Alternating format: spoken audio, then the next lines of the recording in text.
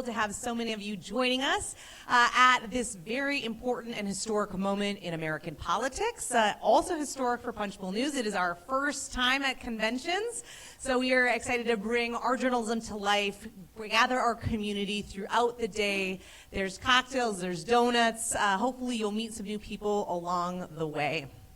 I personally want to thank the Punchbowl News team who's here on the ground. They've been putting a ton of work into this for the past several months and have really kind of brought our vision to life, which is really incredible. I also want to thank ExxonMobil, our presenting sponsor. We're going to have a conversation with them later on this afternoon. And I want to appreciate all of you for coming. We encourage photos, we encourage sharing on social media. You can find Punchbowl News at Punchbowl News on all social media platforms. We are kicking off the day with a conversation focused on America's energy. We're going to be talking about investment in the energy future, unblocking roadblocks, and the overall grid resiliency, as well as what we might be able to see in policy coming up over the next 6 to 9 months. A big thank you to America's Energy for partnering with us to bring this conversation to life. With that, I'm going to welcome our panelists on stage and introduce them. Thank you. Here, give them a round of applause.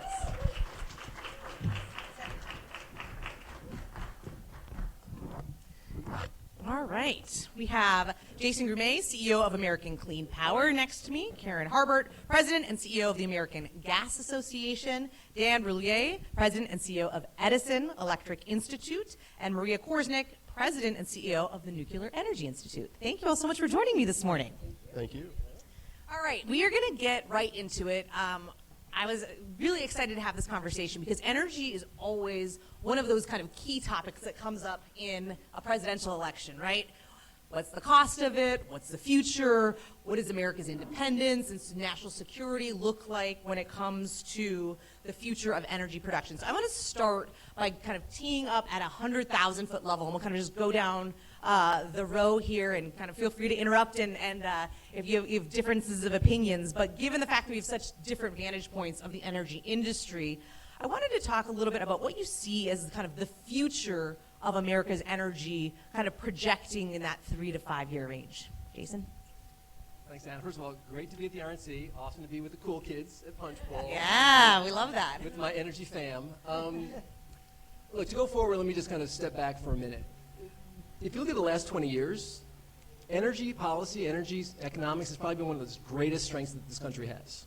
We have used the term American energy dominance, and it used to be kind of like an aspirational throwaway line. We are now the world's global energy superpower. We are producing more energy, more gas, more oil, more renewables, major breakthroughs thanks to Southern Company and others on nuclear. Right? We are at an incredibly strong moment when it comes to energy policy. In the real world, all our machines have to work together. Right? We basically all build machines, run machines that create hydrocarbons and electrons and transmit them around. And in the real world, the machines got to work together. And the good news is that if you look at the strengths of all of these different technologies, you can actually put together an energy system which is reliable, affordable, secure, and clean. And so it turns out we all work together a lot too. The political system doesn't enjoy that as much as we do, right? Because energy has always had the benefits of having, partisan electrons. But what I think you're starting to see happen, particularly as the political system loses some of its capacity to metabolize difference, we're getting better at it ourselves. So I think there's an agenda for 2025, regardless of who the president is, regardless of who Congress is, where you're going to see a lot of unity among the energy industry, which was why it was important for us to really want to join you all here today. Great, and it's great to be here with the cool kids. I like that. I'm now a cool kid. I'm going to have to change my dress, but anyway. So just picking up where Jason left off, and I agree, we all work together a lot more than probably the media sometimes understands. We work behind the scenes very well together. But on the natural gas side of things, we're producing more, we're consuming more, and we're exporting more. And yet we are maintaining a very affordable natural gas for all of the constituents and customers that we serve. And I think that's really, all of us are enabling economic prosperity in this country, energy security, environmental progress, and importantly, national security, with given everything that's going on in Europe and the Ukraine. Since we are a convention, I will have to mention that natural gas is provided to 189 million Americans every day. That's more people than voted in the last presidential election. So we've got quite a constituency, 5.5 million businesses depend on us. And if we're successful in the economic competition that we have with China, re-onshoring our supply chain, bringing AI, data centers, everything back to America, all of us are going to be essential to making that transformation. Wow. Man, I don't know if I can add anything to that. You guys are really good. Oh my Leave God. me something, Dan. Oh my Leave me God. something. Yeah, leave you something. Wow, you guys are really good. And thank you for inviting me today. I really appreciate being here. I'm Dan Bruyette, and as was mentioned earlier, I'm the president and CEO of the Edison Electric Institute. And before that, the Secretary of Energy. And I have a unique position in some respects because I've seen both the private sector side and I've seen what all of these people do for a living each and every day, and I've seen the results on the other side from the government public policy side.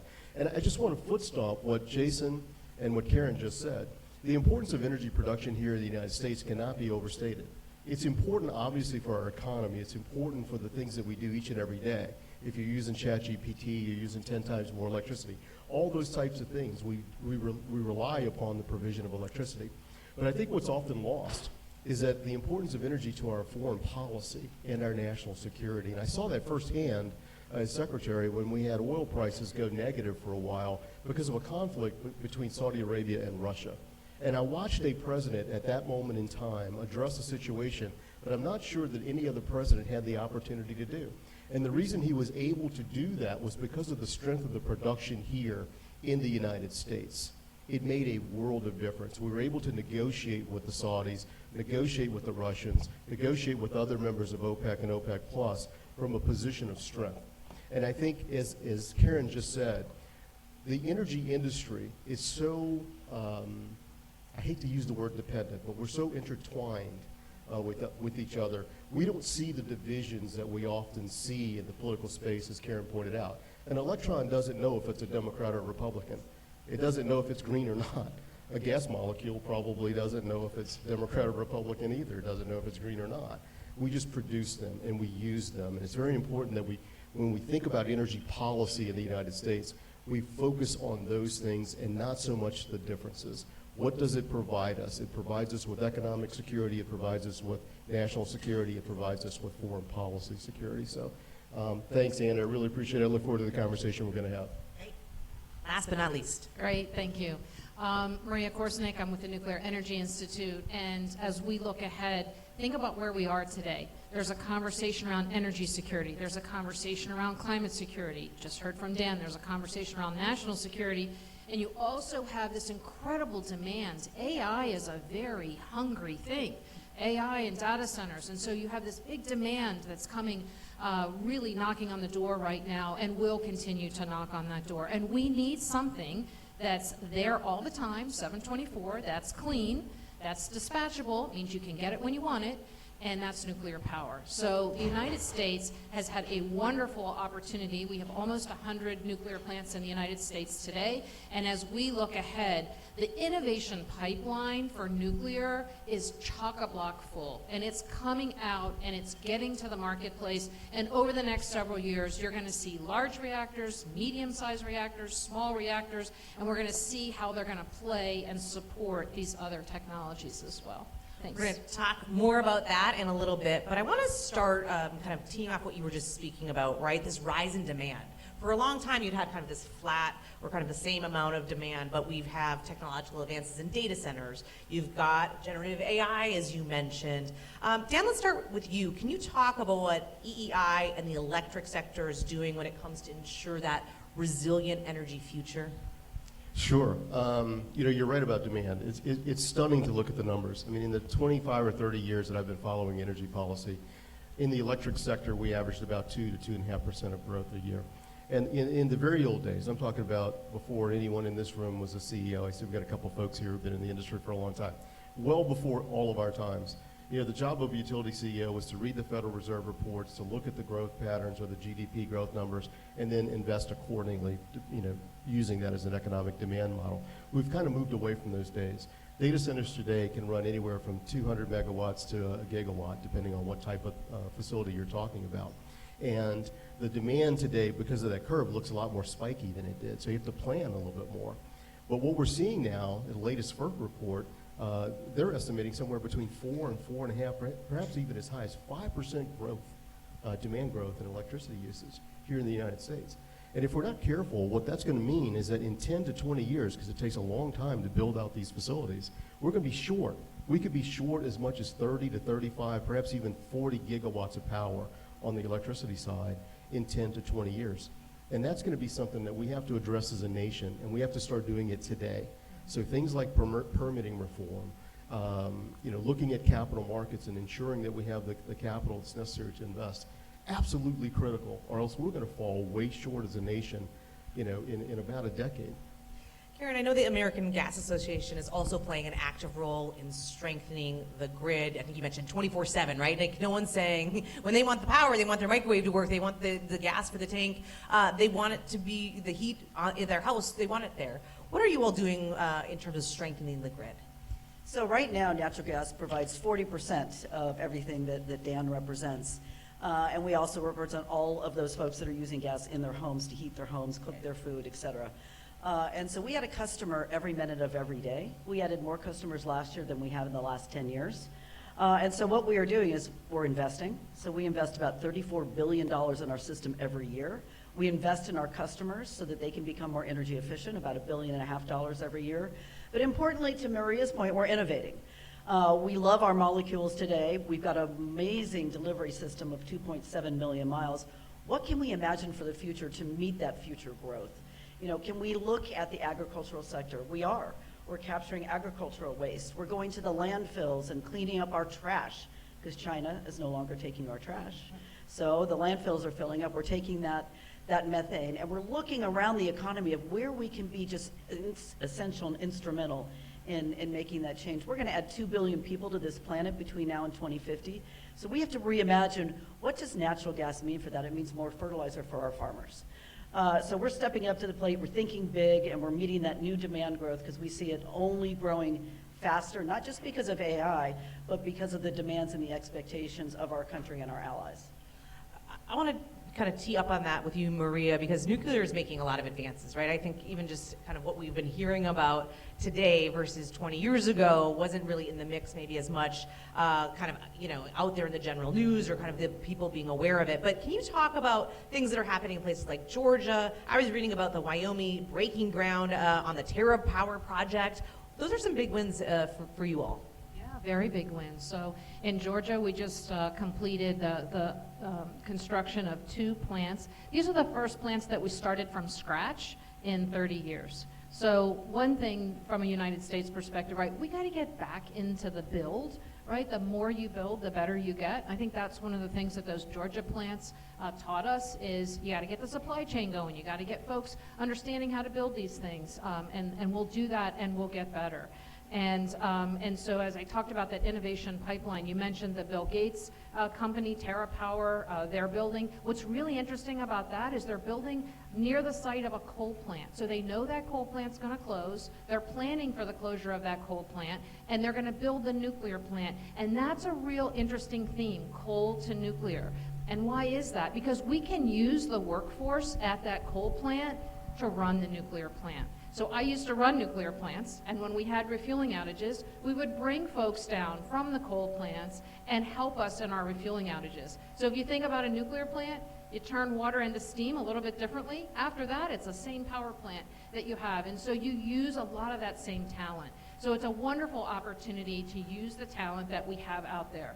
But what she mentioned was there's just new stuff happening in nuclear. I want to give a shout out to our national labs. Our national labs are beautiful gems of this country, and they've been working, and a lot of the things they've been working on, they're now pairing with some companies, and those are going to be the background of some of the innovations that you're seeing come to the marketplace. The nuclear, today, large plants off to the side, maybe they're there, maybe not so much. In the future, when they start to get smaller, you can pair them right next to a manufacturing facility. That's really helpful because in some cases, they don't want the electricity. They want high temperature steam. So we're talking today about electricity, but when you talk about wanting to clean up the air, it's not just electricity, it's the transportation sector, it's the manufacturing sector. And so in some cases they might need hydrogen, or they might need steam, or they might need electricity. The beautiful thing is from the nuclear plant, you can get any of those. Jason, I want to go to you. You represent American companies in the multi-tech clean energy industry. First, just would love you kind of to tee up kind of get what you've heard here. What is ACP doing? How is it different? And then I want to get into some national security issues as well. Sure. Well, so look, the beauty of capitalism is that we can be collaborative and competitive. So we all think our stuff's the best. The remarkable thing about the technologies that we brought together at the American Clean Power Association, right? So it's onshore and offshore wind, it's solar, it's battery storage, transmission, but it's also the business models. We share a lot of members, right? We at ACP have the nation's largest utilities and the nation's largest independent power producers who used to fight a lot. And now we're actually having that fight very constructively, around the same table, because I think we all realize, clean power is not cute anymore. Right, 70% of all of the electricity that came online in the United States of America last year was renewable power. We are fundamentally the fastest growing source of energy in this economy.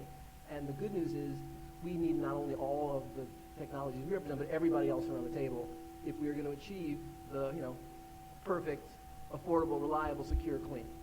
One thing I suggest you do is listen to us. We all change the order of those words based on kind of the mood of the moment. But I think you're hopefully hearing us all say reliable first. Because if the lights flicker, we all lose, the country loses, right? The only thing that we fundamentally have to do every day is provide reliable energy to this country. I think we all appreciate that none of our technologies have the capacity to do that by ourselves. However, if we actually put the pieces together in ways that allow us to maximize and exploit the advantage of all those technologies, we think we can get it done. We are proud enough not just to brag, but to also acknowledge our vulnerabilities, right? Some of our technologies are better at certain parts of the reliable, secure, affordable, clean than others. And that's what we need national policy to help us navigate. And that's where I think we also recognize it's going to require the kind of private sector leadership for the places where we all have the same common interests. And Anna, you've heard us talk about this. We've spent a lot of time talking about permit reform. We got to build stuff faster. Right? My favorite blues singer, Howlin' Wolf's best song, I'm built for comfort, baby, I ain't built for speed. That is an apt description of how our democracy builds things, right? We have a federalism problem. We do not have a system of government that is able, we need more innovation in policy than technology. We got technology innovation. What we're lacking is policy innovation. And I think what is changing the dynamic in a way that is both scary and constructive is this demand shock. We didn't have this under control before the demand shock. But people kind of were comfortable. Now all of a sudden everybody's scared, right? Everyone is looking at 5% year-over-year growth. We haven't seen it in a long time, and that is forcing us to kind of undo some of the just entrenched comfort of, well, it's not going to work itself out, folks, unless we together lead the country in a way that's going to make. And so we're going to have to change the way we permit transmission and pipelines. Fundamentally change the way we do it. There's progress that we can make around the edges, but to achieve the kind of goals that we have for this nation, we're going to have to think differently than we do right now about how we build things, and we're all aligned in that interest. And the last thing I will say is it's not just intellectual alignment. We recognize that we have a reasonably divided political system. If we're not together, it doesn't happen. Any industry at this stage can stop public policy from moving forward. We all have enough ability to stop stuff.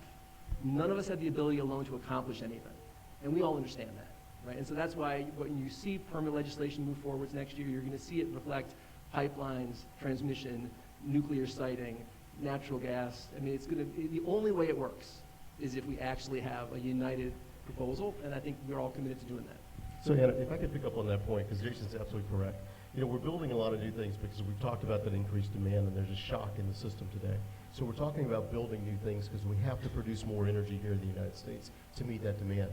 But we also need to, Jason referred to reliability, and we refer to it sometimes as resilience. We need to take what we currently have in the system and make it harder. And I see that Duke Energy is a sponsor here today. They've done an incredible job of doing things like that. Just in the last 3 years or so, they've taken about 40,000 poles in Florida and made them harder, more resilient. And that's also connected to this permitting reform issue that we're talking about. We have to do both. We have to build more, and we have to make what we currently have even more resilient. At the end, we're going to talk about some of the policy and what you guys think might happen in the next 6 to 9 months. But I want to turn to national security, energy independence. It's a theme that you hear a lot, certainly at the Republican convention, but on the campaign trail as well.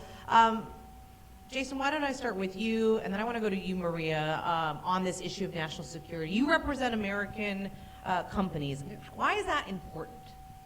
So first of all, for those at conventions, there's been a 30-year on-running battle between comms people and energy nerds about what we call this shared interest, right?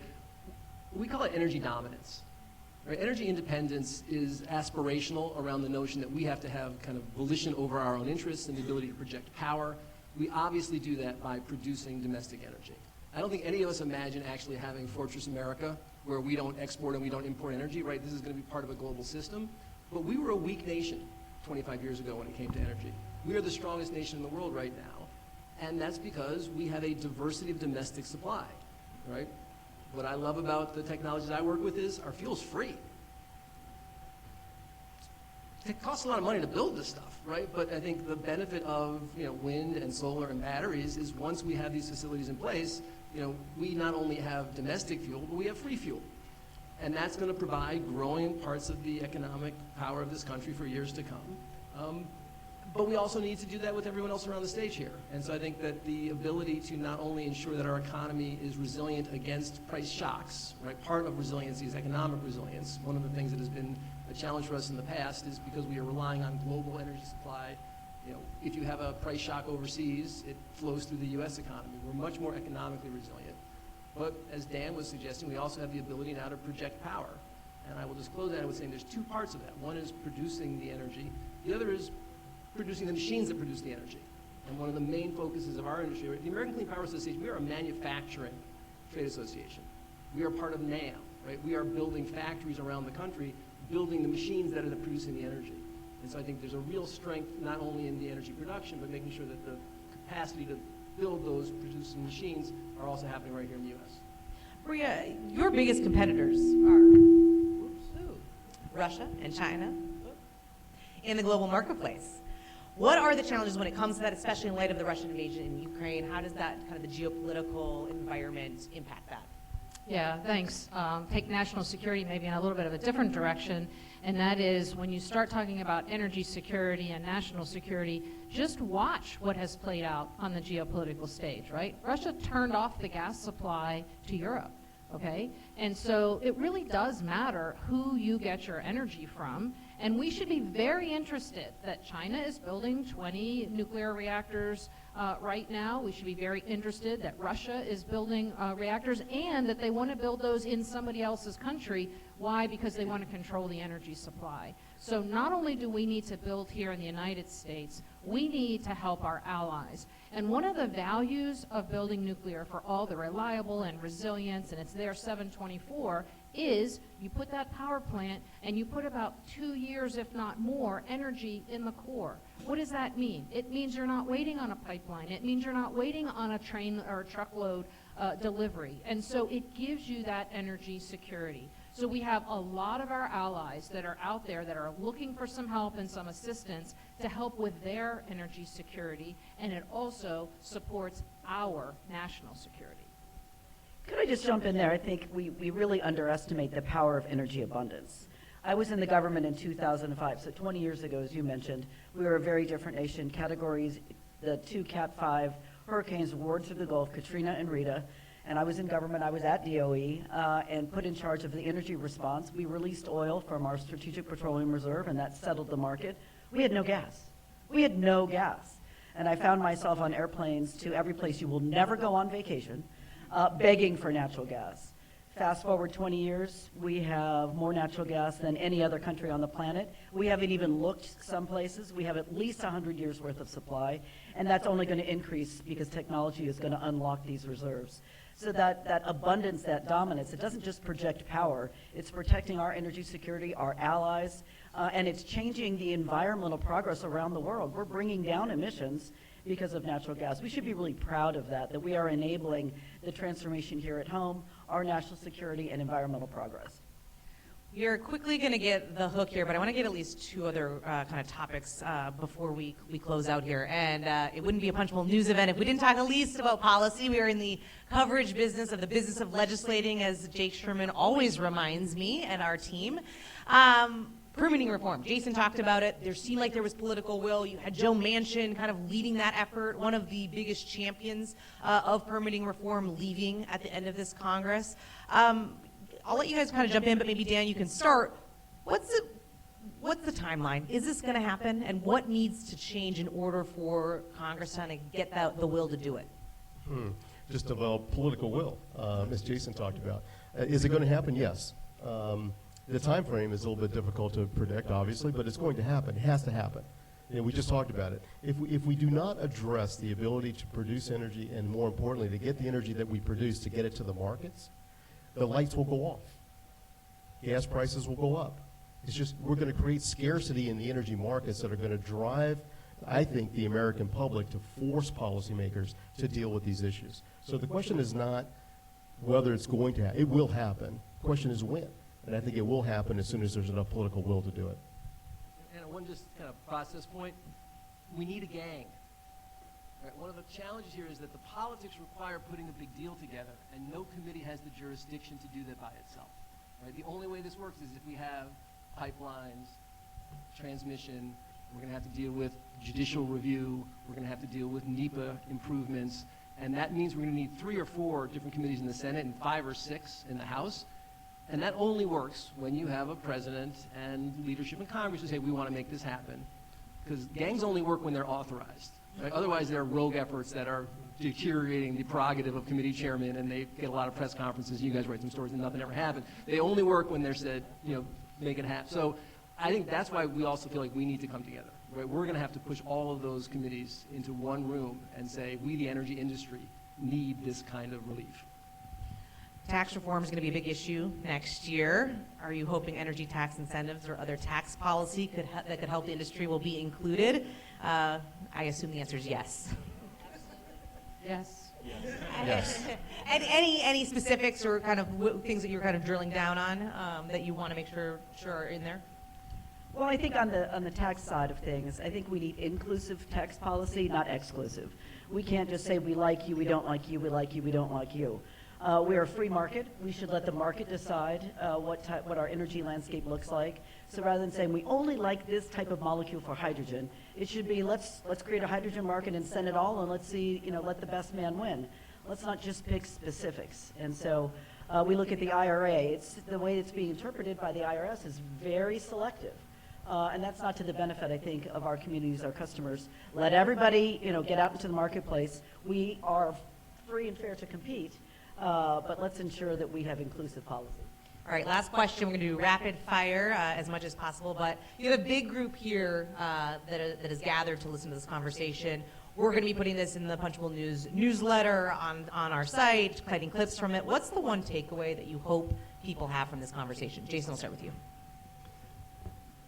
The American energy industry is a core source of our national strength, and we are going to work together to build bigger things faster. We're essential, we're innovating, we're investing, we're growing, and we're on it.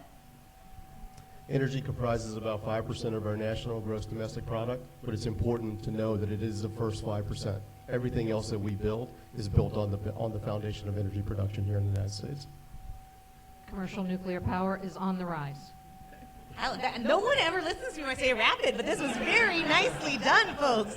Everybody, let's give them a round of applause. Thank you all so much for joining me for this roundtable. I really appreciate it. Thank you, Anna.